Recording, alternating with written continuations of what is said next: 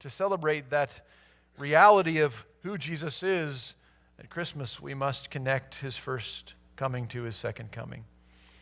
We must keep them together in view. We must keep the link between the two and not separate them as if one can stand without the other. I mean, think about it. Without the second coming, the promises expected in the first coming, they're left unfulfilled. His glory is diminished. He's not yet really accomplished his word. Without the second coming, the first coming is easily sentimentalized into sort of a nice earthly story of strength through poverty or something similar to that. And yet without the first coming, the promises of the second coming, they're completely untested and untethered and unproven and uncertain. Without the first coming, the promises of the second coming would be impossible to enjoy because we'd only expect judgment when he comes again, not hope. And so we must keep the first and the second coming together as inseparable, as interdependent. And to help us do that today, I thought we'd return to our study in Philippians where we really just breezed over a couple of verses at the end last week.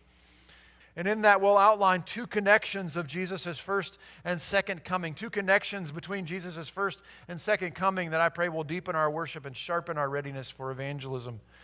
The requests expanded on in verses 10 and 11 highlight that essential link or the essential links between the first and second coming of Christ, and I pray that will prove fruitful in our lives. The first of those connections that I'll outline for us to help us celebrate Christmas, you might say in a full way, in a more fitting way, is that to realize that Jesus' first coming warns us to be ready for his second coming.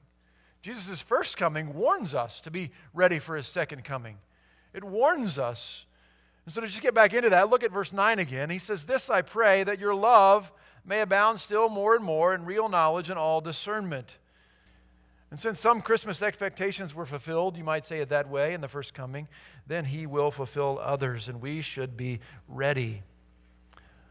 Or you might think of it like this: because Christmas Day occurred, the day of Christ will occur. Because Christmas Day occurred, the day of Christ will occur. Now that's something to talk to people about this week, isn't it? Because the promised Christ from David's line really was born in Bethlehem, the same Christ will have his day as king and judge. So are you ready? So this week, as we look back and celebrate the past birth of Christ, let's take some time to be sure we're all ready for the future day of Christ. Because the passages we read, there's this inseparable connection between the first and second coming that warns us to be ready for the second coming. He is coming to fulfill what he's promised as judge and king and ruler in his kingdom. And yet the amazing grace of that warning is that Jesus also, in his first coming, welcomes us to be ready for the second coming. And that's point number 2 today we see. His first coming provides everything we need to be received, to be prepared, to be proven for the day of Christ. And so secondly, Jesus' first coming welcomes us to be prepared, to be ready for his second coming. It not only warns us to be ready because it is certain, but it welcomes us for his second coming. And verse 11 gets into that. And so new life comes through the finished work of Christ in his first coming and welcomes us to be ready for the second coming.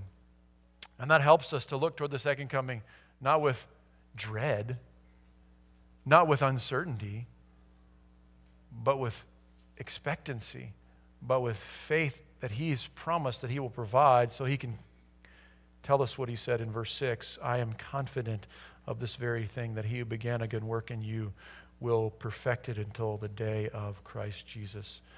Why? Because the fruit of righteousness comes through Jesus Christ. And that's why verse 11 ends in the most fitting way, to the glory and praise of God.